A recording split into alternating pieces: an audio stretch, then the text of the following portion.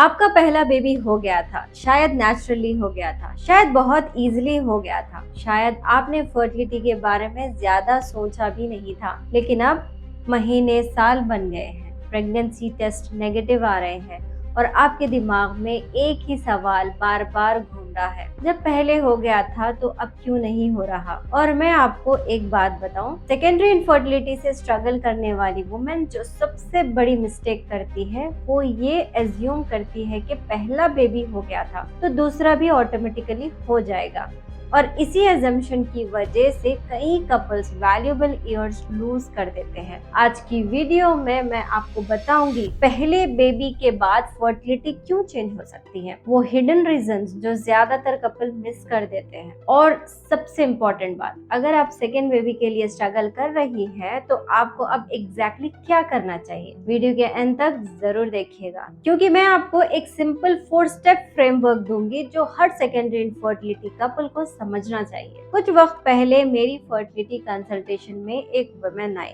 उन्होंने बैठते ही कहा, डॉक्टर ताहिरा, मुझे लगता है मैं सेल्फिश हूँ। मैंने पूछा, ऐसा क्यों लगता है?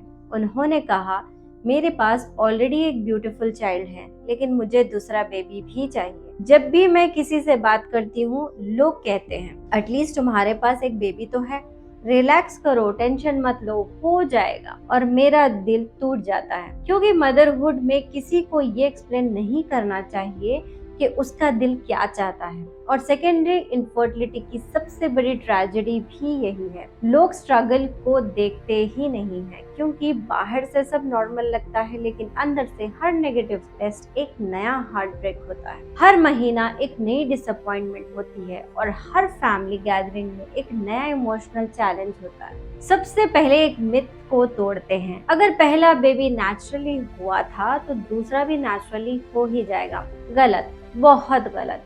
बॉडी हर साल चेंज होती है, हार्मोन्स चेंज होते हैं, एग क्वालिटी चेंज होती है, स्पर्म क्वालिटी चेंज हो सकती है, वेट चेंज होता है, लाइफस्टाइल चेंज होती है, स्ट्रेस चेंज होता है और फर्टिलिटी भी चेंज हो सकती है। पहली प्रेगनेंसी फ्यूचर प्रेगनेंसी की गारंटी नहीं होती, और ये एक्सेप्ट करना बहुत इम्पोर्टेंट है, क्योंकि जब तक आप करंट रियलिटी नहीं समझेंगे, आप सही डायरेक्शन में मूव नहीं कर पाएंगे। चलिए अब देखते हैं कि 5 कॉमन रीजंस क्या हैं। Reason number 1, age. आपका पहला बेबी 28 या 30 की एज में हुआ हो सकता है।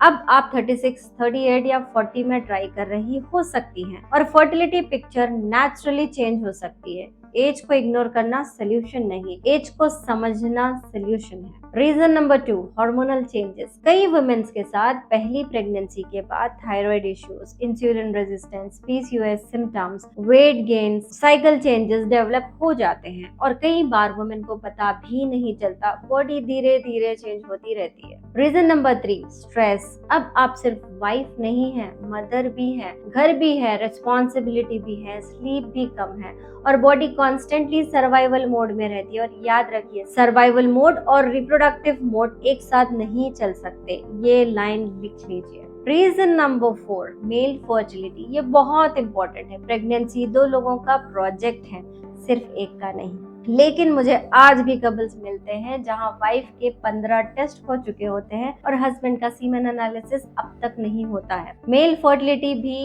एज के साथ चेंज होती है। Weight gain, smoking, stress, alcohol, varicocele, poor sleep सब इफेक्ट कर सकते हैं। Reason number 5, structural changes, block tubes, endometriosis, adenomyosis, fibroids, polyps, scar tissues, C section related changes, ये सब सेकेंडरी प्रेगनेंसी को अफेक्ट कर सकती हैं, इसीलिए गेसिंग नहीं, टेस्टिंग जरूरी है। So what should you do now?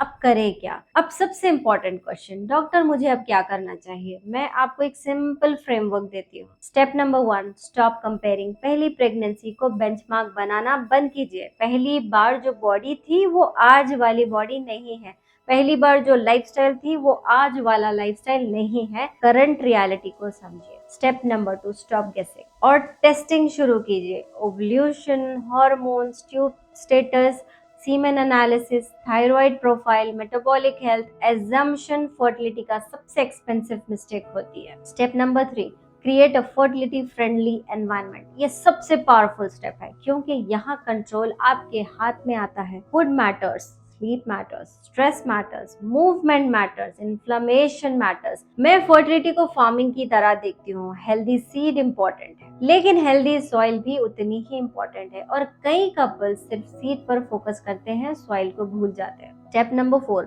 Don't carry this alone. ये मेडिकल एडवाइस नहीं है, इमोशनल एडवाइस है, लेकिन बहुत पावरफुल है। पार्टनर से बात कीजिए, सपोर्ट लीजिए, गाइडेंस लीजिए, क्योंकि सेकेंडरी इनफर्टिलिटी बहुत लोनली जर्नी हो सकती है और लोनलीनेस फर्टिलिटी को और डिफिकल्ट बना देती है। और अगर आप इस वक्त सेकेंडरी इनफर्टिलिटी से स्ट्रगल कर रही हैं, तो मैं आपसे दिल से एक बात कहना चाहती हूँ, आप सेल्फिश नहीं हैं, आप ग्रीडी नहीं हैं, आप अनग्रेटफुल भी नहीं हैं, आप ब्रोकन नहीं हैं।